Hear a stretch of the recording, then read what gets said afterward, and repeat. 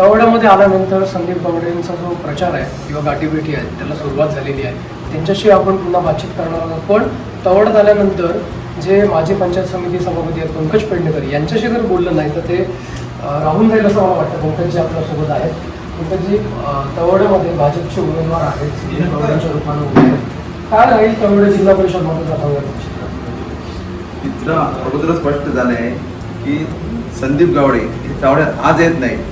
ही तवडा मतदारसंघ, आंबोली मतदारसंघ, कोलगाव मतदारसंघ आणि माडपूर या मतदारसंघाचे पूर्वी हे माजी तालुकाध्यक्ष होते मंडलचे, आंबोली मंडल.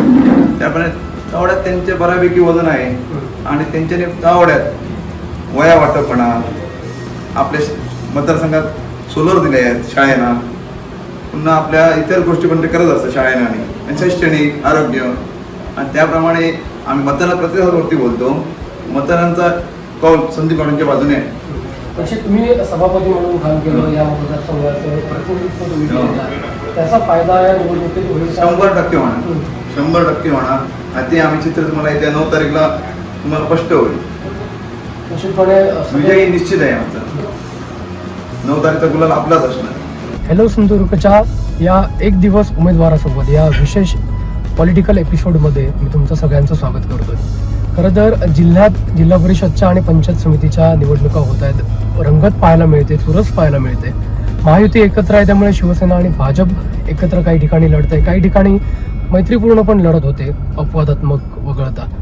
समोर विरोधकांचं आव्हान आहे, पण ते कितकं आहे हे आपण सर्वजण जाणतो किंवा ती परिस्थिती पण आपल्याला ज्ञात आहे. पण या सगळ्यामध्ये जिल्ह्यातल्या काही ज्या हाय व्होल्टेज लढती आहेत तिथे विशेष लक्ष जिल्ह्याचं लागलेलं आहे. असे काही मतदारसंघ आहे आणि त्यातला एक मतदारसंघ म्हणजे तवडे जिल्हा परिषद मतदारसंघ. या तवडे जिल्हा परिषद मतदारसंघामध्ये भाजपकडनं असे एक उमेदवार आहेत की ज्यामुळे हा मतदारसंघ चर्चेत आलेला आहे. तिथल्या राजकीय परिस्थितीमुळे किंवा तिथे झालेल्या आतापर्यंतच्या सगळ्या गोष्टींमुळे हा मतदारसंघ जिल्ह्यात चर्चेला गेलेला आहे. आणि त्यामुळे आज आपण ज्या उमेदवारासोबत भेटणार आहोत, उमेदवारासोबत आपण त्यांच्या प्रचारामध्ये, त्यांच्या आजच्या संपूर्ण दिनक्रमामध्ये आपण सहभागी झालो. ते उमेदवार म्हणजेच संदीपजी गावडे आपल्यासोबत आहेत. संदीपजी, आपलं खूप खूप स्वागत सर्वप्रथम करतो मी. खरं तर सुरुवात तुमच्या प्रचाराला झालेली आहे. आता खरं तर 6-7 दिवस प्रचाराला होऊन गेलेत. खूप कमी दिवस होते आणि या कमी दिवसात सुद्धा खूप मोठा मतदारसंघ म्हणजे तवडे आहे, मळगाव आहे, निरवडे आहे, त्यामुळे ही सगळी गावं कंप्लीट करणं, आपलं मळगाव सुद्धा त्यामध्ये आहे, नेमळे आहे, ही सगळी गावं कव्हर करणं, त्या गावामध्ये पोहोचणं हे एक उमेदवार म्हणून खूप मोठं आव्हान होतं. खरं तर या सगळ्या मागच्या काही दिवसांमध्ये आम्ही तुम्हाला पाहिलं की तुम्ही घरोघरी जाताय, लोकांच्या भेटी घेताय. कसा तुम्हाला प्रतिसाद होता या 7 दिवसामध्ये? प्रतिसाद अत्यंत उत्तम होता आणि हे एक आव्हान होतं खरं. पण आपल्याला माहिती आहे की भारतीय जनता पार्टी आणि शिवसेनेची एक चांगली संघटना इथे संपूर्णपणे आहे आणि महायुती म्हणून आम्ही एकत्रित प्रचार केल्यामुळे उमेदवारी आमचे जे पंचायत समितीचे दोन्ही उमेदवार आहेत तेही अत्यंत सक्षम होते. त्यामुळे आम्हाला हे आव्हान चांगल्या पद्धतीने त्याला फेस करता आलं. कार्यकर्त्यांचं असलेलं बूथ लेवलवरचं संघटन आणि त्या संघटनामुळे आम्हाला लोकांपर्यंत पोचण्यात जी एक सुलभता असते ती सुलभता आणि शिस्तबद्धता ह्याच्यामध्ये पाहता आली. निश्चितपणे पुढच्या काही मुद्द्यांवर येईलच, पण तुमच्या प्रचाराची सुरुवात कशी होते? कारण आता आम्ही पाहिलं तर तुम्ही आलाय प्रचाराला, तवड्यामध्ये चाललाय. रोजचा दिनक्रम कसा असतो?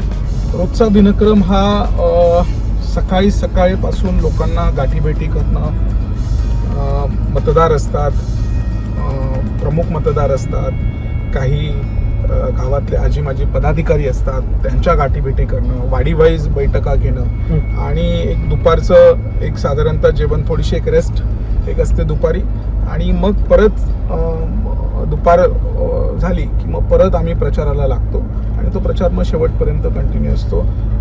बऱ्याचशा ठिकाणी लोक हे त्यांचे प्रश्न मांडत असतात, मग त्यांच्या ज्या काही अडचणी असतात त्या समजून घेतो, ज्याच्यावरती उत्तर काढता येईल त्या 100% उत्तरं काढतो आणि त्या पद्धतीने आम्ही पुढे जातो. निश्चित जर बघितलं तर तवडे मतदारसंघ जो आहे तो तुमचा मतदारसंघ नाही आहे. त्या ठिकाणी अनेक जण इच्छुक होते, ज्या काही गोष्टी आहेत त्या आम्ही पण पाहिलेल्या आहेत. मात्र जिथे आपला मतदारसंघ नाही, जे आपलं गाव नाही, किंवा विरोधक म्हणतात तुमचं तर मतदार यादीमध्ये तिथे नावसुद्धा नाही, तर अशा ठिकाणी जेव्हा आपण निवडणूक लढवतो तेव्हा एक मोठं आव्हान असतं. त्याकडे तुम्ही कसं बघता? पहिली गोष्ट म्हणजे मतदारसंघ हा असा कधी कन्सेप्ट नसतो. मुळात आपलं जे कार्य असतं, प्रत्येक कार्यकर्ता हे पक्षाचं काम करत असतो आणि ते काम करता करता जे काही भारतीय जनता पार्टीमध्ये सेवा कार्य असतं, समाजातले वेगवेगळे उपक्रम राबवत असतात. तर आपण जर बघाल तर गेली 9 वर्ष सातत्याने तिन्ही तालुक्यांमध्ये वेगवेगळ्या शाळांमध्ये, जिल्हा परिषद शाळांमध्ये आम्ही मोफत वह्या वाटप करतो.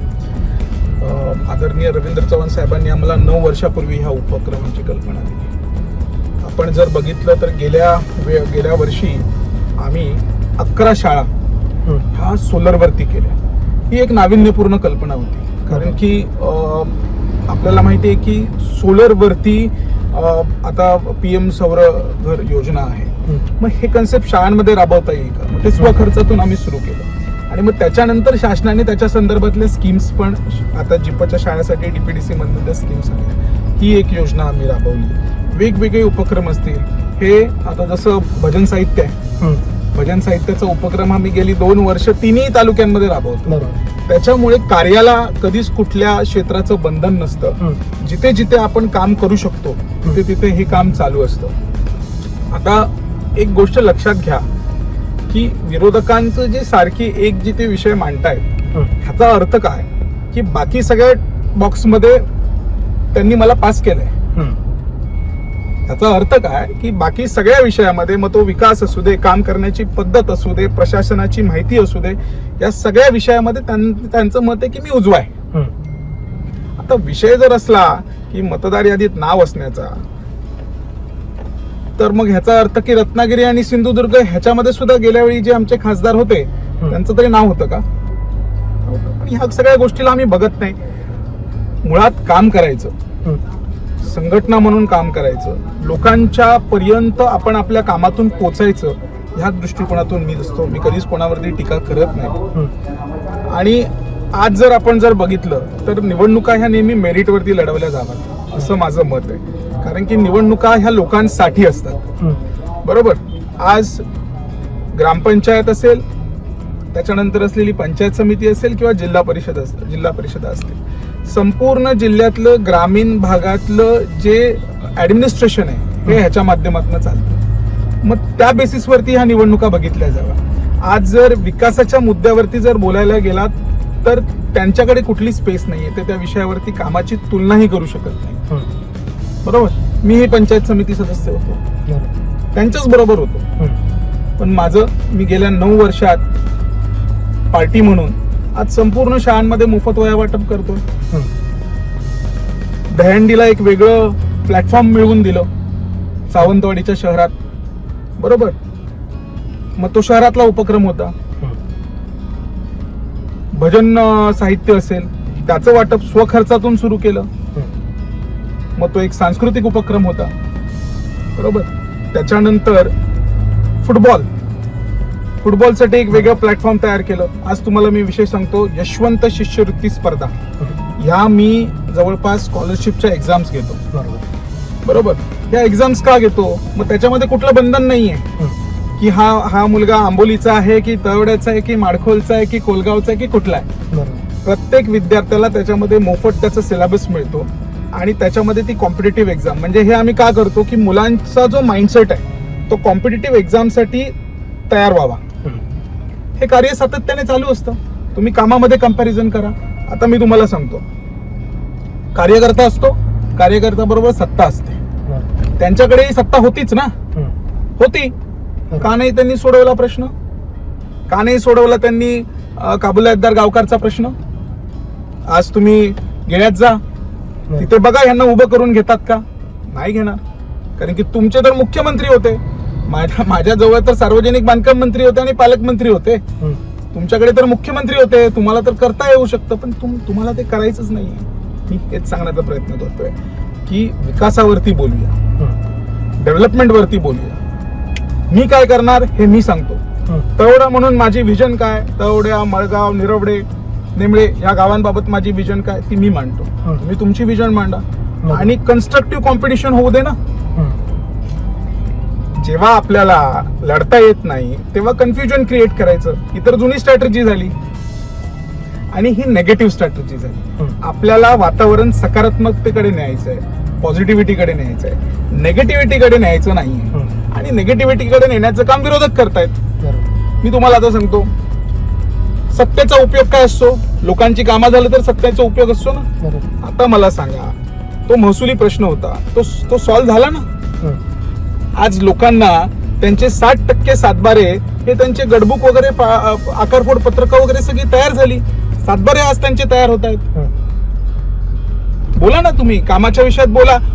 आता आपल्याला सगळ्यांना माहिती आहे की आंबोली हे एक ठिकाण आहे, सावंतवाडी तालुक्यातलं थंड हवेचं ठिकाण आहे. सावंतवाडी तालुका आणि आंबोलीला जोडणारा एकमेव घाट आहे. आणि त्याच्यावरती किती लोड असतो? ज्यावेळी पाऊस पडतो, वर्षा पर्यटन सुरू होतं, त्यावेळी सामान्य नागरिक म्हणून आपण जातो, त्यावेळी रविवारचा तास तास माणूस तिथे घाटामध्ये अडकतो. नाही अडकत का? बरोबर ना. तुमच्याकडे सत्ता होती, काय केलं तुम्ही? आमच्याकडे होती. चव्हाण साहेब ज्यावेळी सार्वजनिक बांधकाम मंत्री होते, आम्ही 70 कोटी रुपये त्या रस्त्यासाठी मंजूर केलं. त्याचं सर्वेक्षणाचं काम सुरू झालंय. आज फॉरेस्टच्या लँड ॲक्विजिशनची प्रोसिजर सुरू झाली आहे, त्याचं टेंडरिंग झालंय. का नाही केलं? होतं ना तुमच्याकडे, तुम्हाला कामच करायची नाहीये. आम्ही केली. 365 दिवस करत असतो. 365 दिवस प्रत्येक गावातल्या वाडी रस्त्यामध्ये. आता मी तुम्हाला सांगतो, शिरशिंगे गाव आपल्याला माहितीये, तिथे आपल्याला किल्ला आहे तो माहितीये, मनोहर मनसंतोषगड. आम्ही तिथे गोठवेवाडीच्या पायथ्याला ते मळईवाडी आहे, आम्ही तिथे शिवस्मारकाची उभारणी केली. बरोबर. आमचं भविष्यात प्रयत्न आहे की तिथे ट्रेल. आता तुम्ही म्हणाल की मी तिथे काम करू नये. काम करणार आहे ना, कुठेही काम करावं. तुम्हाला कोणी रोखलंय? तुमच्याकडे तरी पद आहे, तुम्ही काय काम केली ते तरी दाखवा. तुम्ही केलं नाही. फक्त काय असतं की ज्याला कावीळ झालेली असते ना, त्याला जग पिवळं दिसतं.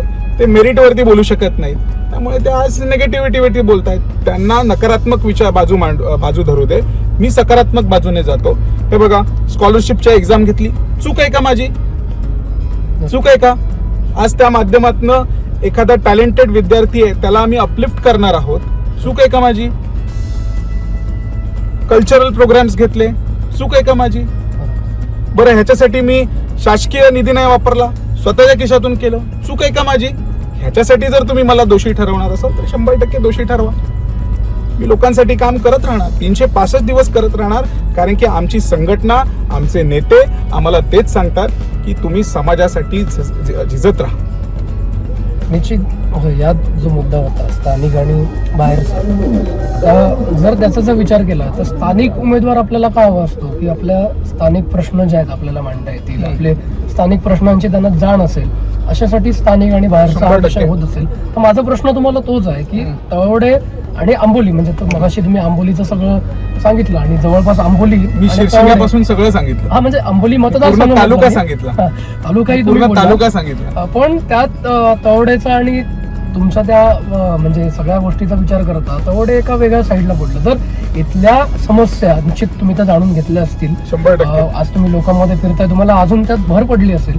तर त्यावर तुम्ही काय फोकस केलेला आहे, काय रोडमॅप तयार केलेला आहे? येणाऱ्या 5 वर्षामध्ये तळवडे गावातल्या कुठल्या समस्या तुम्ही प्राधान्याने, तळवडे मतदारसंघातल्या कुठल्या गोष्टी तुम्ही सोडवणार? कारण ही 4 जी गावं आहेत त्या प्रत्येक गावामध्ये काही ना काही, म्हणजे विकास होत नाही असं नाही, विकास होतच असतो, पण अनेक गोष्टी आहेत ज्या आपल्याला आजही तिथे मिळत नाही, त्याची सोय नाही. तर त्यामुळे या पुढच्या 5 वर्षाचं काय? गोष्ट लक्षात घ्या, विजडम पॉवर ही नेत्यामध्ये असली पाहिजे. नेतृत्वाचं काम, लोक त्याच्यासाठी तुम्हाला 5-5 वर्ष निवडून देतात. बरोबर आहे. लोक मोदीजींना का मतदान करतात की त्यांच्याकडे एक देशासाठी एक वेगळी विजडम पॉवर आहे. बरोबर. ते पुढच्या 20 वर्षाचा विचार करतात की मला देश कुठे कुठे न्यायचा आहे. लोकांनी देवेंद्रजींना का मतदान केलं? त्यांच्याकडे एक वेगळी विजडम पॉवर आहे की मला महाराष्ट्र कुठे न्यायचं आहे, त्याची कनेक्टिव्हिटी कशी करायची, त्याच्यासाठी तुम्हाला लोक 5 वर्ष निवडून देतात. तेवढ्यासाठी माझी ही विजडम पॉवर आहे.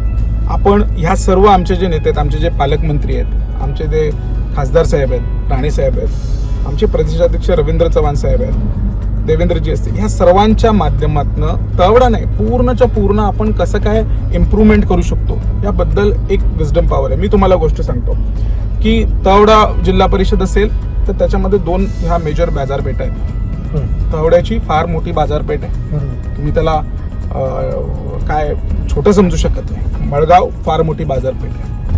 निरवडे हे जे गाव आहे ना, हे आजच्या डेटला अर्बनायझेशनकडे चाललं आहे.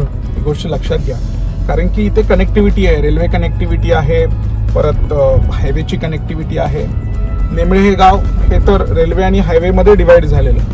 आता ह्या सगळ्या गावांमध्ये फक्त फंड्सची गरज नाही आहे, तर इथे त्या पद्धतीचे धोरणात्मक निर्णय घेण्याची गरज आहे. बरोबर. जर ही गावं अर्बनायझेशनकडे चालली आहे, तर अर्बनायझेशनकडे चालत असताना त्याच्यासाठी ज्या बेसिक्स ॲम्युनिटीज आहेत त्या गोष्टींसाठी एक वेगळ्या पद्धतीच्या फंड्सची गरज आहे, जिथे आपण राज्य शासनाला सोबत घेतलं पाहिजे आणि ते करून त्या गोष्टी केल्या पाहिजे. अदरवाईज फक्त ग्रामपंचायतीच्या आधारात आपण जर इन्फ्रास्ट्रक्चर तयार करायला गेलो तर तो नेहमी तोकडाच पडणार. कारण की ही गावं भविष्यात नगरपंचायतीच्या दिशेने वाटचाल करतील. मग ज्यावेळी नगरपंचायतीच्या दिशेने वाटचाल करतील त्यावेळी आपण काय प्रिपरेशन्स करणार आहोत, ते प्रिपरेशन्स आता करण्याची गरज आहे. हे विजन आहे. बरोबर. यामध्ये आता तुम्ही उल्लेख केला म्हणून या सगळ्या गावामध्ये जर एक बघितलं तर रेल्वे स्थानक जे आहे ते या तुमच्या मतदारसंघामध्ये येतं. बरोबर. आणि गेली 10 वर्ष जर आम्ही बघतोय तर जो रेल्वे टर्मिनसचा जो प्रश्न आहे तो तसाच रखडलेला दिसतो.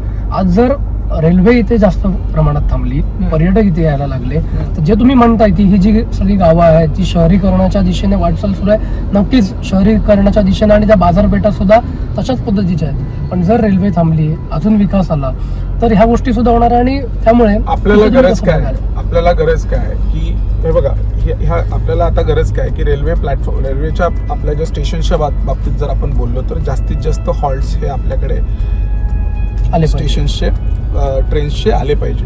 ही पहिली गोष्ट.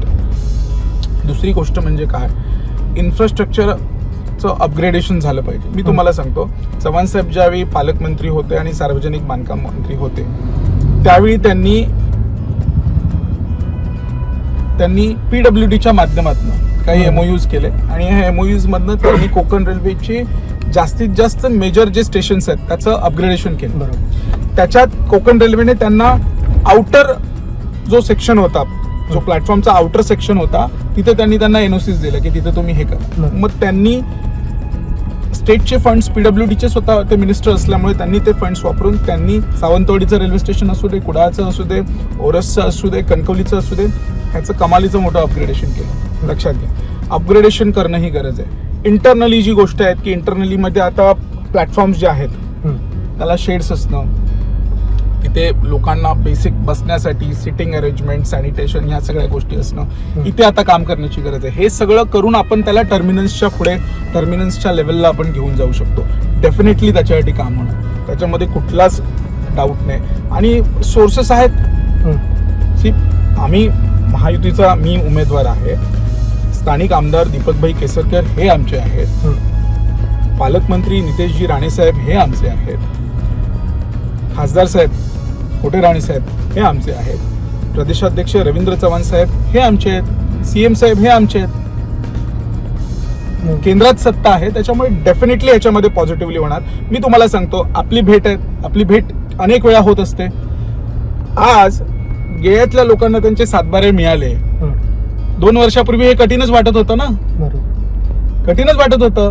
पण इम्पॉसिबल टू पॉसिबल हा प्रवास केला. तुम्हाला मी गोष्ट सांगतो, कामातून उत्तर दिलं जाईल. टर्मिनसच्या बाबतीतही इम्पॉसिबल टू पॉसिबल हा प्रवास केला जाईल. निश्चित. हे सगळं होत असताना मी पुन्हा एकदा स्थानिक राजकारणात येतो, ज्या मतदारसंघामध्ये तुम्ही आहात. तिथे जर बघितलं तर काही जे भाजपातले इच्छुक लोक होते ते नाराज दिसले, काही अश्रू पण अनावर झाले. आम्ही त्या सगळ्या गोष्टी पाहिल्या. आजही अपक्ष जे उमेदवार आहेत ते तुमचे जे भाजपातले सहकारी आहेत ते आज रिंगणात सुद्धा आहेत. तर ही जी काही नाराजी आहे, त्यातल्या काही जणांनी फॉर्म मागे घेतले किंवा आजही त्यांची नाराजी दूर करण्यात तुम्हाला यश आलं की नाही याबद्दल आम्हाला माहिती नाही. पण ही जी सगळी परिस्थिती बघता मतदारसंघातल्या या लोकांना सोबत घेण्याचं एक मोठं आव्हान तुमच्या समोर आहे. मागच्या ह्या 15 दिवसामध्ये ते आव्हान तुम्ही कसं पेललंय किंवा ती नाराजी दूर झाली असं म्हणायचं का? भारतीय जनता पार्टी हा संघटनात्मक ढाच्यातला पक्ष आहे. मी तुम्हाला सांगतो, तुम्ही प्रमोदजींबद्दल बोलताय, ते आमचे ज्येष्ठ नेते आहेत. त्यांनी संघटनेचं काम प्रचंड ताकदीने केलेलं. प्रमोदजींचा आग्रह, हे बघा, भाजप हा जो पक्ष आहे ना, हा ह्याच्यामध्ये डेमोक्रेसी जिवंत आहे. प्रत्येकाला त्याचं म्हणणं मांडण्याचा अधिकार बूथ लेवलपासून ते तालुक्याच्या आणि जिल्ह्याच्या कोर कमिटीपर्यंत असतो. बरोबर. प्रत्येकाला त्याच्या पदांच्या एक व्यास आहे, त्या व्यासामध्ये तो त्याचं म्हणणं मांडू शकतो आणि इट्स अ साईन की डेमोक्रेसी जिवंत आहे. आता प्रमोदजींचा जो आग्रह होता ना, तो त्यांच्या जागी ते बरोबरच होते. त्यांचा आग्रह हा कधीच नव्हता की त्यांना स्वतःला उमेदवारी मिळावी. लक्षात घ्या, त्यांना दुःख ज्यावेळी झालं, ज्यावेळी संघटनात्मक, ज्यावेळी थोडंसं एक म्हणतात ना की माणसं थोडीशी एकामेकापासून वेगवेगळी व्हायला लागली, त्यावेळी त्यांना ते दुःख झालं. त्याच्यासाठी ते त्यांचं दुःख होतं. ते आजही संघटनेवरती त्यांचं प्रचंड प्रेम आहे आणि तो माणूस लोकांमध्ये राहून लोकांची कामं करणारा माणूस आहे. 100% ते परत प्रवाहामध्ये असणार आणि मी तुम्हाला सांगतो ते एका चांगल्या पदावरती पण 100% असणार. इतर जे आमचे भारतीय जनता पार्टीतले जे सहकारी आहेत त्यांनी त्यांचे फॉर्म्स मागे घेतले. त्यांनी पक्षश्रेष्ठींच्या किंवा आमचे महायुतीचे नेते आहेत, आदरणीय खासदार राणेसाहेब, आमचे पालकमंत्री जी असतील, यांच्या सर्वांच्या, आमचे जिल्ह्याचे आमचे पक्षाध्यक्ष आहेत संघटनात्मक प्रभाकरजी सावंत, या सर्वांच्या त्यांची चर्चा करून त्यांनी त्यांचे अर्ज मागे घेऊन त्या संघटनेत एकरूप होऊन काम करत आहेत. बरोबर. राहिला प्रश्न तुम्ही परत माझ्या स्थानिकत्वाच्या विषयावरती येतात, तर मी तुम्हाला सांगतो त्याचं उत्तर हे मी माझ्या कामातून देईन. बरोबर. त्याचं उत्तर हे मी माझ्या कामातून देईन. आज तुम्हाला मी गोष्ट सांगतो, हा पूर्ण मतदारसंघ फिरत असताना मला असे किमान कितीतरी रोड्स भेटले ज्याच्यावरती गेली 8 वर्ष 7 वर्ष साधं डांबर पडलेलं नाही. सर, ही गोष्ट जी आहे ना की इथे प्रचंड मोठा बॅकलॉग आहे आणि तो बॅकलॉग आपल्याला भरून काढायची गरज आहे. आता हा बॅकलॉग कोणामुळे आला हो? इकडचे पंचायत समिती सदस्य होतेच ना, म्हणजे आहेत ते होतेच. हे सगळे बॅकलॉग आहेत. हे बॅकलॉग 100% आपल्याला भरून काढायचे आहेत. आणि मी एक गोष्ट बघा, मी कामातून बोलणारा माणूस आहे. बरोबर. मी कामातून बोलणारा माणूस आहे. 100% तुम्हाला सांगतो की तळवडा जिल्हा परिषद ही संपूर्ण 50 जिल्हा परिषदांमध्ये विकासाच्या निधीच्या बाबतीत 1 नंबरला असेल. निश्चितपणे. हे सगळं असताना मला जाणून घ्यायला आवडेल की तुमचं जे कुटुंब आहे, त्या कुटुंबाची साथ या सगळ्या तुमच्या लढ्यामध्ये, कारण आज मोठं आव्हान आहे दुसऱ्या मतदारसंघामध्ये जाऊन लढणं, तिथल्या समस्या समजून घेणं, तिथे आपली भूमिका पटवून देणं. यावेळी सक्षम पाठिंबा लागतो तो कुटुंबाचा, तो कसा मिळतो? कुटुंबाचा प्रचंड पाठिंबा आहे, नेहमीच असतो. आणि फक्त निवडणुकीपुरती नाही, त्यांना मला ते एवढं ॲडजस्ट करतात की मी 365 दिवस लोकांसोबत असतो. त्यामुळे ते प्रचंड सॅक्रिफायसेस करतात आणि त्यांच्याबद्दल त्यांना हॅट्स ऑफच आहे. बरोबर. माझ्या सासूबाई ह्या तळवड्यातल्या, तुमच्या माहितीसाठी सांगतो, नातं आहे तर तुमच्या माहितीसाठी सांगतो. बरोबर. त्यामुळे प्रचंड ते सगळेजण सपोर्ट करत असतात, गोष्टी असतात.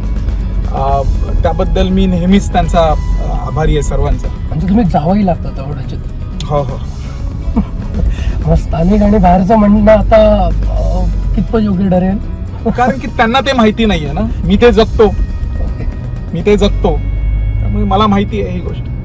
म्हणजे आता मिसेस सुद्धा प्रचारात उतरल्यात की काय, कसं म्हणजे त्यांनी ताकद लावली आहे का? कारण माहेर आहे आणि आता नवऱ्याला आणि जावयाला आता निवडून आणायचं आहे इथनं, मोठं आव्हान त्यांच्या समोर. माझ्या सासूबाई ह्या तळवड्यातल्या, त्यांचं लग्न चौकुळला झालं. ओके. आणि मग त्यांची कन्या ही नाही, आमचं लग्न झालं.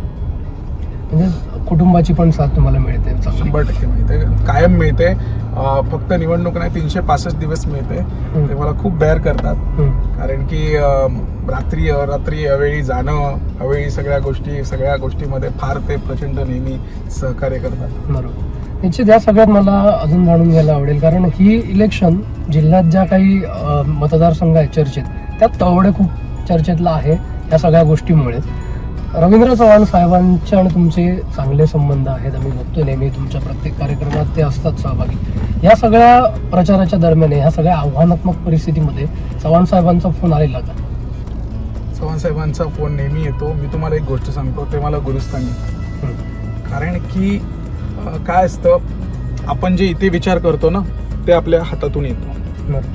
मी जे काही काम करतो ना, जेवढी सकारात्मक, जेवढ्या चांगली कामं जी काही असतं, ते सगळं मला त्याचं जे प्रेरणास्थान आहे चव्हाण साहेबांच्या मुळे मिळतं. मी तुम्हाला सांगतो, मी आता गेली 9 वर्ष, तुम्ही जर ह्या संपूर्ण पट्ट्यामध्ये कुठेही गेलात ना आणि मुलांना जर विचारलं तर ते संदीप गावडे या व्यक्तीला 100% ओळखतील. कारण की त्यांच्या दप्तरात या वया असतात दरवर्षी. मला हे करायला सांगणारे माहिती आहे कोण होते की संदीप हे केलं पाहिजे, ग्रामीण भागातल्या मुलांसाठी केलं पाहिजे आणि भारतीय जनता पार्टी म्हणून करायला पाहिजे, हे साहेब होते. ते मला कायम चांगलं मार्गदर्शन करत असतात. कशा पद्धतीने काम केलं पाहिजे, पुढे काय अडचणी येऊ शकतात, कशा पद्धतीने ह्या सगळ्या गोष्टीला सामोरं गेलं पाहिजे, असं प्रचंड पाठबळ हे ते नेहमी देत असतात. आणि काय असतं की ते आपल्याला बाय गॉड ग्रेस मी लकी आहे की मला सुरुवातीपासून त्यांचं सानिध्य लाभलं आणि माझी सुरुवात ही भारतीय जनता पार्टीमधनं झाली. ही सगळ्यात माझ्यासाठी अभिमानास्पद गोष्ट आहे. निश्चित. आता आपण तुमच्या पुढच्या कार्यक्रमासाठी जातोय, पण जाता जाता मला आंबोलीत जरूर जायचं आहे, कारण आंबोलीत तुम्ही काम केलेलं आहे. चौकुळ असेल, गेळे असेल, आंबोली, मग अशी शिरशिंगाचाही उल्लेख केला, बारपोली, ह्या सगळ्या भागात म्हणजे जो आपला एक वनराईने संपन्न, निसर्ग संपन्न जो भाग आहे आणि जो आपला हृदय आहे जिल्ह्याचं, त्या भागाचं नेतृत्व पण तुम्ही केलं आहे. आणि आज तिथे सुद्धा जिल्हा परिषद पंचायत समितीसाठी तुमच्या पक्षाचे उमेदवार आहेत. तिथे काय चित्र राहील? हे बघा, आता आंबोलीमध्ये आम्ही मैत्रीपूर्ण लढत लढतोय. तिथे भारतीय जनता पार्टी आणि शिवसेनेमध्ये लढत आहे. भारतीय जनता पार्टीचं फार चांगलंच संघटन आहे तिथे. तिथे आमचे एक हाडाचे कार्यकर्ते आहेत, गुलाबरावची गावडे, त्यांच्या वहिनी ज्या आहेत त्या, मला त्यांनी त्या जिल्हा परिषद तिथे लढत आहेत. आणि तिकडचे दोन्ही ह्याच्यामध्ये आमचे प्रशांत सुखी आहेत खाली विलवड्यामध्ये, ते माजी सरपंच होते. सो त्यांना आम्ही पंचायत समिती तिकडनं विलवड्यातून दिलेली आहे. आणि आंबोलीमध्ये शशिकांतजी गावडे, तिकडचे ज्येष्ठ जाणते गावकर आहेत, ते संपूर्णपणे लढत आहेत. भारतीय जनता पार्टीचे जर तुम्ही बघितलात तर आंबोलीमध्ये जवळपास 2 सोडल्या तर माझ्या मते 10 पैकी 8 ग्रामपंचायती ह्या भाजपच्या आहेत. सगळे विकास सोसायटी ह्या आमच्याकडे आहेत. डेफिनेटली आम्ही तिथे जिंकू चांगल्या पद्धतीने. माडकोलमध्येही आम्ही चांगल्या पद्धतीने, माडकोल, कुलगाव असू दे, या संपूर्ण पट्ट्यामध्ये भारतीय जनता पार्टी किंवा महायुती ही पूर्णपणे डॉमिनेटेड राहील. निश्चितच. आपल्यासोबत संदीपजी होते आणि तळवड्यामध्ये आपण आता पोहोचलोय. पुढचा त्यांचा प्रवास कसा आहे ते सुद्धा आपण आता जाणून घेणार आहोत. पण आपण पाहतोय तळवडे जिल्हा परिषद मतदारसंघामध्ये संदीप गावडे घरोघरी जात आहेत. तिथल्या काही प्रमुख पदाधिकारी आहेत, इथले मानकरी आहेत, कार्यकर्ते आहेत, त्यांच्या भेटीगाठी घेत आहेत. त्यांच्यासोबत शिवसेनेचे, भाजपचे नेते आहेत, कार्यकर्ते आहेत, पदाधिकारी आहेत. त्यांच्याबरोबर त्यांच्या काही बैठका सुरू आहेत. प्रचार घरोघरी जाऊन त्यांनी केलेला आहे आणि आता या बैठकांवर त्यांनी अधिक भर दिलेला आहे. ज्या काही कॉर्नर सभा आहेत त्यावर अधिक भर दिलेला पाहायला मिळतो. आता दुपारची वेळ झाली आहे, जेवणाची वेळ खरी तर झालेली आहे, मात्र ही सगळी मंडळी आपल्याला प्रचारात पाहायला मिळत आहेत. नंतर जे इथले काही महत्वाचे पदाधिकारी आहेत, कार्यकर्ते आहेत, त्यांच्या भेटी घ्यायला सुरुवात केलेली आहे. त्यांच्याबरोबर त्यांची चर्चा सुरू आहे. प्रचाराचा जो घरोघरी जाऊन करायचा होता तो काही टप्पा त्यांचा पूर्ण झालेला आहे. आता खळा बैठका असतील, भेटीगाठी असतील आणि जाहीर सभा, या सगळ्या दृष्टीने त्यांचं नियोजन सुरू आहे. पण या सगळ्यात तळवडे गावात जे युवा शिवसेनेचे म्हणून काम करणारे शिवसेनेचे युवा नेते आहेत ते म्हणजे सूरज परब आपल्यासोबत आहेत. दीपकभाई केसरकर यांचे राईट हँड म्हणायला हरकत नाही. एक युवा फळीचा हा त्यांचा एक नेता आहे, युवा नेता. सूरजभाई, तुमच्या तळवड्यामध्ये आम्ही आहोत. संदीप गावडे हे महायुतीचे उमेदवार आहेत आणि तुमचं तळवडे गाव सावंतवाडी पंचायत समिती सभापती कोण बसणार हे ठरवणार आहे. दोन्ही प्रश्नांचं उत्तर काय असेल? 100% सावंतवाडी पंचायत समिती सभापती आणि तळवडे जिल्हा परिषद या दोन्हीही सीटवर फक्त आणि फक्त महायुतीचा झेंडा फडकणार आहे. तुम्ही एकंदरीत जर आज वातावरण बघितलं, प्रत्येकाच्या मुखावर एकच नाव आहे की नाही, आम्ही भाजप आणि शिवसेना या दोनच पक्षांसोबत आहोत. बाकीचे महाविकास आघाडीचे एवढी लोक फिरतायत, काय काय करतायत, कोणही त्यांना जुमानत नाही, ते बिथरलेत. आणि आजची जी परिस्थिती आहे, सभापतीची सीट आणि संदीप गावडे यांची जिल्हा परिषदची सीट ही रेकॉर्ड ब्रेकिंग मताने तळवडे जिल्हा परिषदमधून निवडून येणार. निश्चित. पण हे सगळं असताना समोर तुमच्या उद्धव बाळासाहेब ठाकरेंची शिवसेना आहे, तुम्हीही शिवसेना आहे. तळवड्यात शिवसेना विरुद्ध शिवसेना असा संघर्ष या आधीच्या निवडणुकात पण आम्ही बघितला. सगळ्या गोष्टी समोर आहेत. यावेळी हा संघर्ष कसा असेल? जो रिझल्ट आतापर्यंत आम्ही देत आलोय त्याच्या रिझल्टची पुनरावृत्ती होईल आणि त्याच्यापेक्षा जास्त मतांनी ह्यावेळी महायुतीला सपोर्ट मिळेल. कारण तुम्ही बघत गेलात तर ग्राफ आमचा कायम वर चाललाय. महायुतीचा ग्राफ कायम तळवडे जिल्हा परिषद असेल, तळवडे पंचायत समिती असेल, दोन्ही मतदारसंघात कायम वर गेलाय आणि तो ह्यावेळी आम्ही रेकॉर्ड ब्रेकिंग क्रॉस करू. हो. म्हणून त्यांचं असं काय आव्हान त्यांनी आमच्या समोर ठेवलंय असंही आम्हाला वाटत नाही. ते त्यांच्या परीने करतायत, पण लोकांनी कौल दिलेला आहे. निश्चित हे सगळं होतं ना, आम्ही जेव्हा बघतो की स्थानिक आणि बाहेरचा हे जे काही ट्रोलिंग होत आहे किंवा टीका जी होते विरोधकांकडनं ती मोठ्या पद्धतीनं होते, किंवा विरोधक का ते तुमच्या महायुतीतले काही तुमचे नाराज कार्यकर्ते आहेत त्यांच्याकडनंही हाच मुद्दा जर चर्चेला आलाय की स्थानिक उमेदवार होता, स्थानिकांना संधी द्यायला पाहिजे होती, तुम्ही स्थानिकात इथले, त्या मुद्द्याकडे कसं बघता? हे बघा, उमेदवार हा त्यांच्या कामाने मोठा असतो. तो कुठे राहतो ह्याच्यापेक्षा त्यांचं काम काय आहे, कुठल्या परीचं काम करत आहेत हे महत्वाचं आहे. आणि आजची परिस्थिती जर बघितली तर आम्ही सगळं म्हणजे संदीप गावडेंनी विचार केला की बाबा गावांमध्ये प्रत्येकांपर्यंत पोहोचलेली जी आम्ही सगळी माणसं आहोत, जे आम्ही इथे 24 तास आहोत, त्या सगळ्यांना एकत्र घेऊन ते चालले. उद्याच्या काळात जेव्हा निवडून येतील तेव्हा लोकांना कळेल की काम करणारा माणूस हा महत्वाचा असतो. तो कुठे राहतो ते काय बाहेर तर राहत नाही, आपलेच आहेत आणि आपल्या युतीचेच काम करतायत.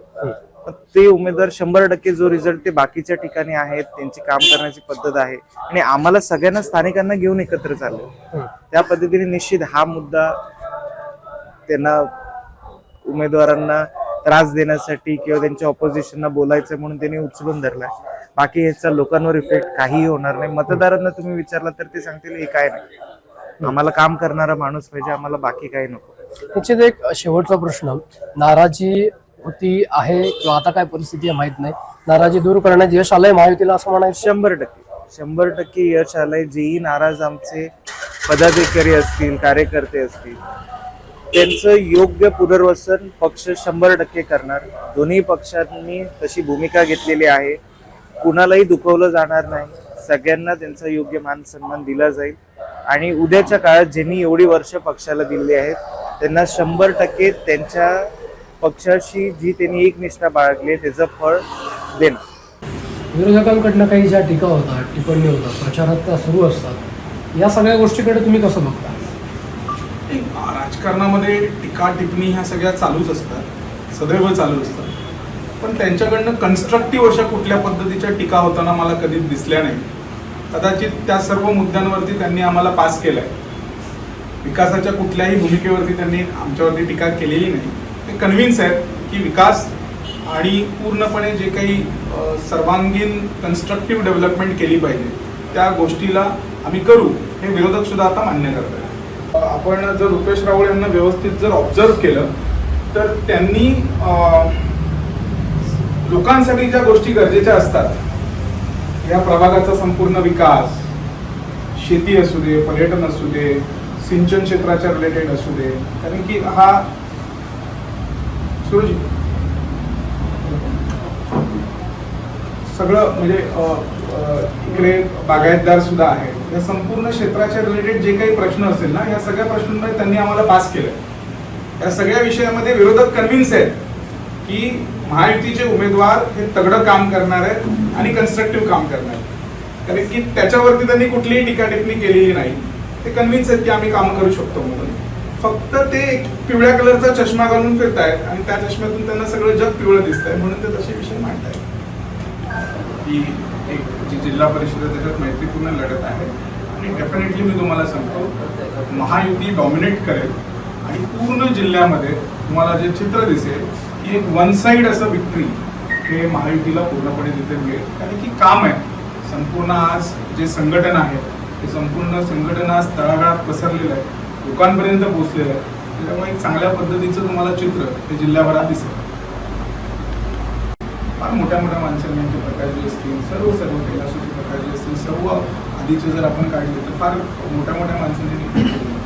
आता गोष्ट अशी आहे की मी 1 नंबरला नेईन असं मी का म्हटलं तर की तवडे जिल्हा परिषदेचं जर आपण जर व्यवस्थित जर मॅपिंग जर केलं ना तर तवडे आणि मळगाव, निरवडे, नेमळे ही आता गावं राहिली नाही, ही आता टुवर्ड्स अर्बनायझेशन चालली.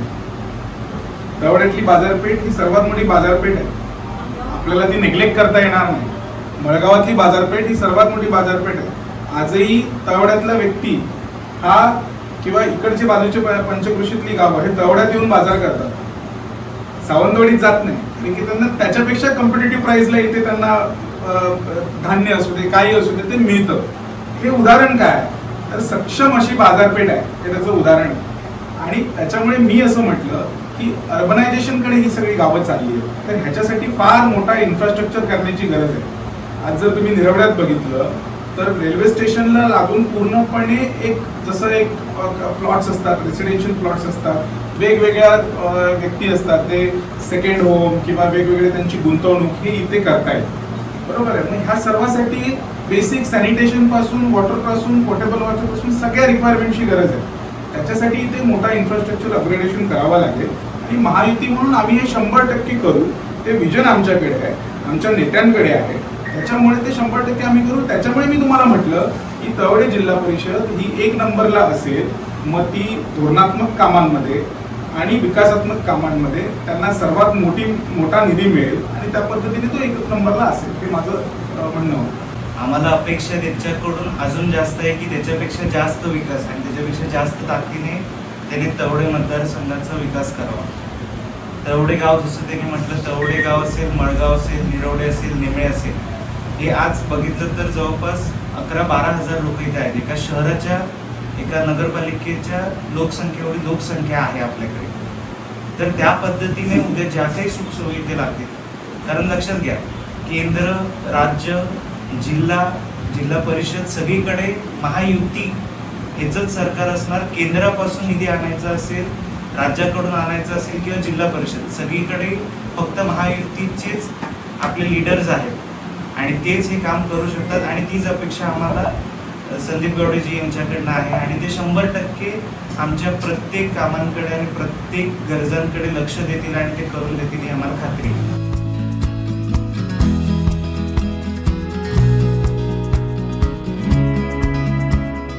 फिरतात लोकांच्या संपर्कात आहे. दुसरी गोष्ट म्हणजे आयात निर्यात ह्या गोष्टी केल्याशिवाय आपल्या गावामध्ये पैसे येणार नाही, आपल्या गावाचा विकास होणार नाही मेन म्हणजे. आणि तिसरी गोष्ट सांगायची जायचं म्हणजे तर जे आता संदीप गावडे उभे आहेत त्यांच्या उजव्या बाजूला दीपक बाईके सरकार आहेत, डाव्या साईडला रवींद्र चव्हाण साहेब आहेत आणि त्यांचं वरदहस्त म्हणजे नारायण राणे साहेब आहेत ना त्यांच्यासमोर. म्हणजे पंचमुखी जे परमेश्वर म्हणतात त्याही समोर त्यांचा वारसा लाभलेला इथे आणि त्याच्या अनुषंगाने यांना आपल्या गावाचा विकास करायचा आहे. आम्ही सरळ सांगतो लोकांना, आता प्रश्न तुमचे असतील, उत्तर आमची असतील. विकास तुम्हाला करायचा असेल, तुमची कामं आमच्यापर्यंत घेऊन या आणि त्या कामाची पूर्तता करायला आम्ही तुमच्याशी बांधील आहोत.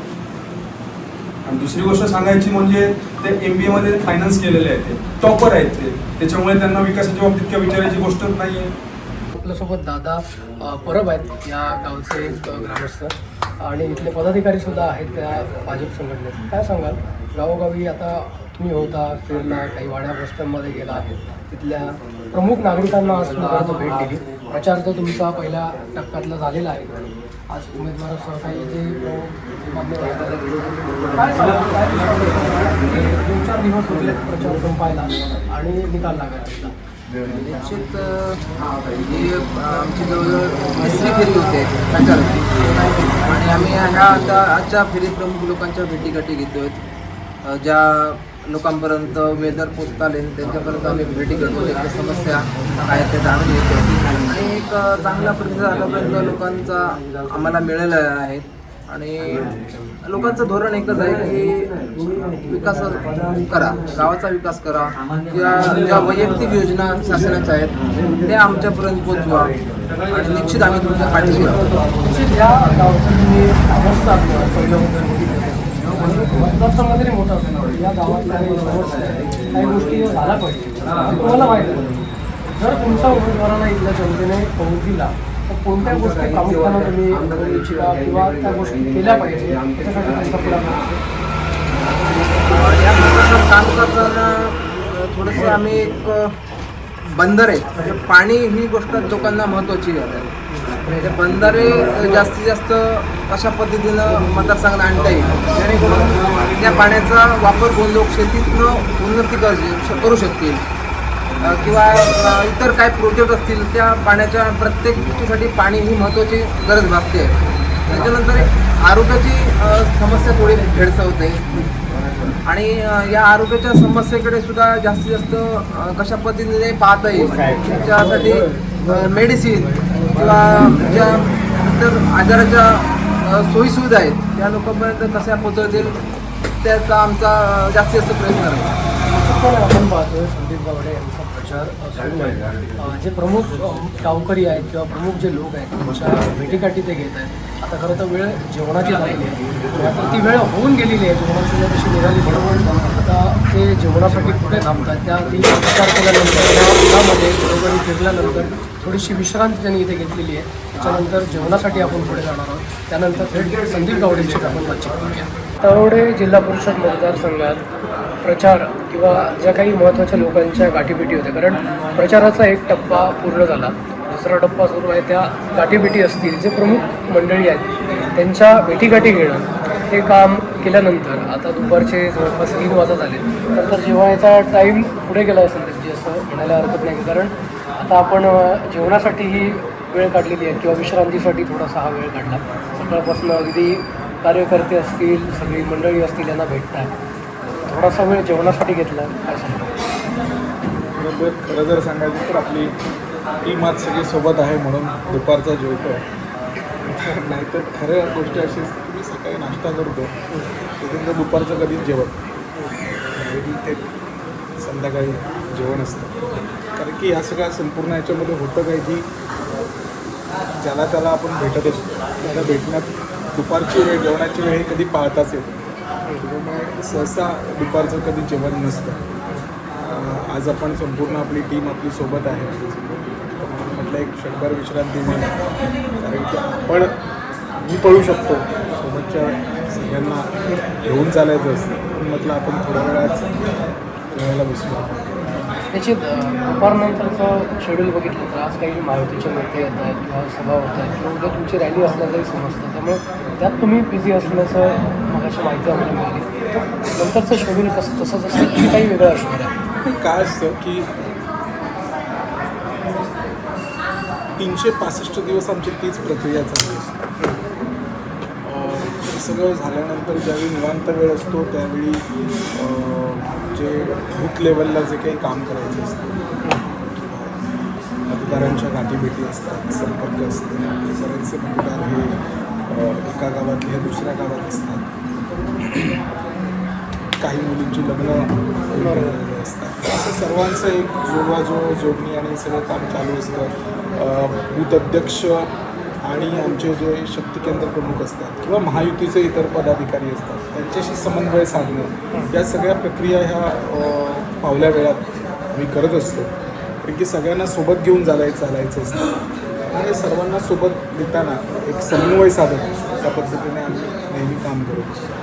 निश्चित आता सकाळपासून आम्ही जेव्हा बघितलं तर काही कार्यकर्ते तुम्हाला येऊन भेटतात, त्याच्यानंतर मी गावातली काही जी महत्त्वाची मंडळी होती त्यांच्याकडे तुम्हाला ते घेऊन गेले, त्यांच्याशी तुमची भेट झाली. प्रत्येक ठिकाणी आम्ही बघितलं तर प्रत्येक ठिकाणी तुमच्यासाठी एक डिश येत होती, प्रत्येक आदरातिथ्य केलं जात होतं. कसं बघता ह्या सगळ्याकडे? कारण आणि जेव्हा काही तिथले मानकरी होते किंवा ग्रामस्थ होते ते तुमच्याशी बोललेसुद्धा, तुम्हाला आशीर्वादसुद्धा दिले, ती मुवमेंट कशी होती? खरं तर तो एक म्हणजे त्याबद्दल मी कायम ऋणी राहतो. लोकांचा मान सन्मान तर अतिशय मौल्यवान गोष्ट. आणि कसं असतं ना की समाजाचं जे स्ट्रक्चर आहे त्याच्यामध्ये जर आपण बघायला गेलो तर अनेक इन्फ्लुएन्शियल माणसं असतात. उदाहरणार्थ काही शिक्षक असतात की जे बॅक ऑफ द माइंड वेगवेगळ्या पद्धतीने लोकांशी जोडले गेलेले असतात. काही कलाकार असतात जे आपल्या कलेतून आपल्या भावना व्यक्त करत असतात. काही लेखक असतात. ह्या सर्व ही जी इन्फ्लुएन्शियल माणसं आहेत ना त्यांना भेटल्यावरती आपल्याला एक वेगळी प्रेरणा मिळते. प्रश्नांकडे बघण्याची एक वेगळी अँगल आपल्याला समजतं, त्याच्यातून आपल्या ज्ञानात भर पडत असतं. म्हणून ह्या सर्वांचे आशीर्वाद घेण्यासाठी विशेषतर सर्व वकील असतील, डॉक्टर्स असतील, असे सर्व बुद्धिजीवी वर्गाशी निगडीत राहून एकंदरीत आपला कल असतो की त्यांच्या भावना काय, त्यांच्या समस्या काय, त्यांना एकंदरीत एखाद्या विषयामध्ये काय वाटतं. कारण की ते इनपुट्स फार व्हॅल्युएबल असतात आपल्या या अखंड प्रवासामध्ये असं मी मानतो. त्यामुळे अशा प्रभावशाली अशा व्यक्तिमत्वांसोबत गाठीभेटी ह्या सातत्याने घेत असतो. या जवळपास आता 15 दिवस तरी झाले असतील किंवा जास्तही होतील त्यापेक्षा. प्रचाराला तसे कमी दिवस होते. मागचे 6-7 दिवस तुम्ही घरोघरी जाताय, भेटीगाठी घेताय, गावामध्ये म्हणजे 4ही गावांमध्ये तुम्ही फिरताय, त्यांच्या सगळ्या लोकांशी, तिथल्या पदाधिकाऱ्यांशी, आपलं जेवणसुद्धा आलं आहे आपण, पण ह्या सगळ्या लोकांना तुम्ही जेव्हा भेटता, तर अशी कुठली एखादी गोष्ट, म्हणजे काही वेळा आपण बघतो तर एखादी गोष्ट प्रत्येक ह्या प्रचाराच्या वेळची अशी लक्षात राहते, आठवणीत राहते. काही गमती जमतीसुद्धा घडत असतात, कार्यकर्त्यांचे काही किस्से. मगाशी आम्ही बघितलं की काही वेळा जे पदाधिकारी कार्यकर्ते होते, एवढ्या सगळा ताण येत असतो ह्या प्रचाराचा, उन्हामुळे घाम येत असतो सगळीकडनं म्हणजे शरीराला, आणि त्यातही कुठेतरी विनोद करणं, कुठेतरी एखादी कमेंट करणं आणि खोड्या काढणं, म्हणजे जो एक मूळ स्वभाव असतो आपला बालपणातला, तो राजकीय जीवनात सुद्धा या निमित्ताने दिसतो. अशी काही आठवण या मागच्या 15 दिवसातली? काय असतं, बॉन्डिंग नावाचा एक प्रकार असतो. वर्षानुवर्षानं काम करताना हे सर्व पदाधिकारी आम्हाला एकमेकाचा मूळ स्वभाव माहिती आहे. स्टाईल ऑफ वर्किंग प्रत्येकाला प्रत्येकाची माहिती आहे, आणि त्याच्यामुळे हे सर्व माहितीचे पदाधिकारी असतात ते कुठेतरी ह्या माध्यमातून एकत्र येतात. त्याच्यामुळे त्या बॉन्डिंगमुळे ती खेळी मिळणे ह्या सगळे विषय होत असतात. आणि कसं असतं की प्रत्येक राजकीय कार्यकर्त्याचा एक प्रवाह असतो, एक प्रवास असतो. प्रत्येकजण कुठून ना कुठून तरी सुरुवात करतो. कोणीतरी कार्यकर्ता म्हणून सुरुवात करतो, पुढे तो शाखा प्रमुख होतो, बूथ अध्यक्ष होतो, ग्रामपंचायतीच्या सदस्यापासून कोणीतरी सुरुवात केली असते. त्यामुळे त्या ज्या आठवणी असतात, हे सगळं करत असताना ज्या गोष्टी घडत जातात त्याला असलेली आपली रिॲक्शन पक्षाच्याही चौकटीच्या पुढे जाऊन एकामेकाच्या मतप्रवाहामध्ये समाविष्ट होऊन दिलेली साथ, या सर्व गोष्टीमुळे ही बॉन्डिंग घडत जाते. हीच खरं सिंधुदुर्गाच्या राजकारणाची एक वेगळी खासियत आहे. आणि हे बॉन्डिंग माझ्याबरोबरच्या असलेल्या सर्व सहकाऱ्यांमध्ये आहे, ही चांगली गोष्ट आहे जी आपण आज त्याचं एक नोट केली. आणि हीच बॉन्डिंग महत्त्वाची असते, आणि ह्याच्यातूनच आपल्याला जे काही रिझल्ट्स असतात ना ते पुढे येत असतात. निश्चित हे सगळं होत असताना प्रचाराचा खूप ताण असतो. अनेक कार्यकर्त्यांचे प्रत्येक गावातनं फोन येत असतात. प्रत्येक ठिकाणी ज्या पद्धतीनं पोचलं पाहिजे ह्या कमी वेळात पोचता येत नाही, त्याच्यामुळे टेन्शनसुद्धा असतं. आणि काही घटनासुद्धा अशा घडतात की ज्या गोष्टीमुळे आपल्याला राग येतो, चीड येते कधीतरी. असं काही या कालावधीत झालं आहे का? आणि जर झालं तर प्रत्येकाची एक जागा असते मन व्यक्त करणं, मनातल्या ज्या गोष्टी आहेत व्यक्त करण्याच्या. एखादी व्यक्ती असते किंवा एखादी जागा असते. तुमची तशी एखादी कुठली जागा, एखादी व्यक्ती आहे का, किंवा असा काही प्रसंग ह्या 15 दिवसात झाला आहे का? मी तुम्हाला एक गोष्ट सांगतो. भारतीय जनता पार्टीचा कार्यकर्ता म्हणून मी तुम्हाला सांगितलं 365 दिवस काम चालू असतं. धावपळ हा प्रकार हा भाजपच्या कार्यकर्त्याला आठवतच नाही, कारण की त्याची सवय झालेली आहे. समजा एखादी व्यक्ती रोज जर 3 किलोमीटर चालत असेल, त्याला तुम्ही एखाद दुसऱ्या कधी दिवस चालले म्हणून त्याला काही फरक पडत नाही. भारतीय जनता पार्टीचा कार्यकर्ता म्हणून तो 365 दिवस पक्षाचं, संघटनेचं, सेवेचं कार्य हे चालूच असतं. त्याच्यामुळे त्याची सवय आपसूक झालेली असते. त्याच्यामुळे कुठेही पॅनिक न होता, म्हणजे समजा 7 तारीख आहे, 8 तारखेला उठल्यानंतर परत तेच काम सुरू राहणार, 9 तारखेला परत तेच काम सुरू राहणार, 10 तारखेला परत तेच काम सुरू राहणार. आणि अशा पद्धतीने एक टाइम टेबल बनलेलं असतं. त्यामुळे अजिबात कुठलाही ताण, तणाव, टेन्शन हे कधीच नसतं. मी राजकारणात असलो तरी मी काय राजकारणी माणूस नाही. बरोबर, मी जे काही करतो ते प्रामाणिकपणे करतो. त्यामुळे मला कधीच त्या गोष्टीचं टेन्शन आणि ह्या सगळ्या गोष्टी येतच नसतात.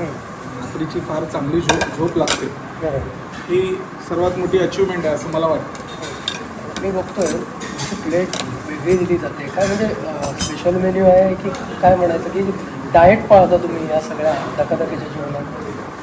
डाएट पाळणं हे शक्य होतच नाही कधी. हां, असे रिझोल्युशन्स केले तरी ते रिझोल्युशन्स कधी राहत नाही, हे सत्य आहे. माझं जेवण ठरलेलं असतं, मी डाळ आणि भात हेच माझं जेवण आहे. निश्चितच मित्र, आपण पाहिलं आज भाजपचे तळोडा जिल्हा परिषद मतदारसंघातले जे उमेदवार आहेत संदीप गावडे, त्यांनी सकाळपासूनच प्रचाराला सुरुवात केली.